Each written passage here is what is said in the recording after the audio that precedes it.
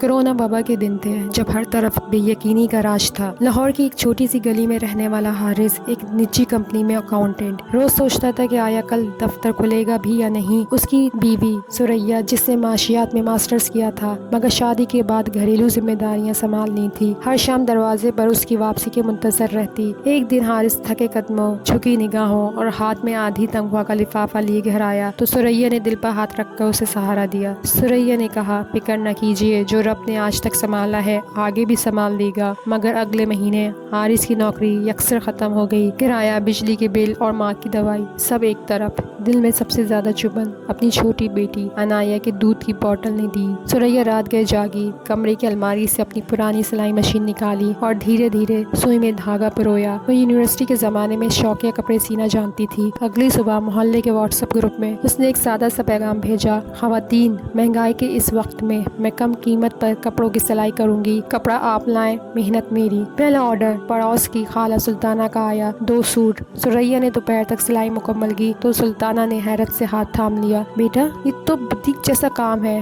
اور تم نے آدھی قیمت دی۔ خوشی سے آنکھیں بھیگ گئی تو ثریا نے مسکرا کر کہا، مشکل وقت میں کمائی نہیں، سہارا بننا مقصد ہے۔ جلد ہی محلے بھر سے آرڈر برسنے لگے، سوئیاں تھکنے لگیں مگر ثریا کا حوصلہ نہیں۔ جب کپڑوں کا ڈھیر بڑھا تو اس نے سامنے والے گھر کی بیوہ حلیمہ کو ساتھ بٹھا لیا۔ ایک ہاتھ سے ثریا دھاگا پکڑتی، دوسرے ہاتھ سے حلیمہ کے آنسو پوچھتی۔ 2 عورتیں، 2 سلائیاں اور ایک مشن، ہمت سے جینے کا مشن۔ حارث جو خود کو ناکام سمجھ کر خاموش ہو گیا تھا، اب گھر کا صحن بھرے کپڑوں کے پیکٹ دیکھ کر چونکا۔ اس کی پرانی مارکیٹنگ صلاحیت جاگ اٹھی۔ اس نے موبائل سنبھالا، کپڑوں کی تصاویر لیں، اسٹچ اینڈ اسٹرائپ کے نام سے فیس بک پیج بنایا اور ہوم ڈیلیوری کی پیشکش کی۔ چند ہی ہفتوں میں آرڈرز واٹس ایپ سے نکل کر پورے شہر میں پھیل گئے۔ حارث جوش میں، مجھے اندازہ نہ تھا کہ تمہاری ایک سلائی مشین اتنی نوکریاں پیدا کر دے گی۔ ثریا ہنس کر بولی، جب عورت تعلیم اور ہنر سے جڑے تو گھر ہی صنعت بن جاتا ہے۔ چند مہینوں میں انہوں نے 3 مزید سلائی مشینیں خرید لیں۔ حلیمہ کے بعد 2 نوجوان لڑکیاں سیکھنے آ گئیں اور گلی کے خالی پلاٹ پر کپڑے کی کٹائی کا چھوٹا سا یونٹ بن گیا۔ حارث نے آن لائن آرڈر سنبھالے، بزنس اکاؤنٹ کھولا اور پاکستان بھر میں کوریئر سروس سے ڈریسز بھجوانا شروع کر دیے۔ 1 سال بعد انہی گلیوں میں جہاں کبھی خاموشی اور پریشانی کا سایہ تھا،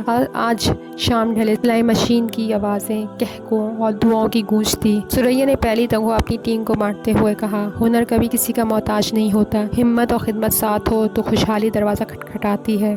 حالات کا کوئی بھروسہ نہیں، کل کی پکی ملازمت آج ختم ہو سکتی ہے۔ تعلیم اور ہنر عورت بلکہ ہر انسان کا ایسا زیور ہے جو مشکل وقت میں روزگار بھی دیتا ہے اور عزت نفس بھی۔ مشترکہ محنت کی برکت جب خاندان ایک دوسرے کا ہاتھ تھام لے تو چھوٹے خواب بڑے کاروبار بن جاتے ہیں۔ اپنی بیٹیوں کو تعلیم اور عملی مہارت دیجیے تاکہ وہ نہ صرف اپنا بلکہ آئندہ نسلوں کا مستقبل سنوار سکیں۔ کیا آپ کے پاس کوئی ہنر یا صلاحیت ہے جو مشکل وقت میں آپ کا سہارا بن سکتی ہے؟ نیچے کمنٹس میں ہمیں ضرور بتائیں۔ اگر آپ کو یہ کہانی پسند آئی تو لائک کیجیے، سبسکرائب کرنا نہ بھولیے اور بیل آئیکن پر کلک کر کے ہماری نئی کہانیوں کی اطلاع سب سے پہلے پائیے۔ شکریہ۔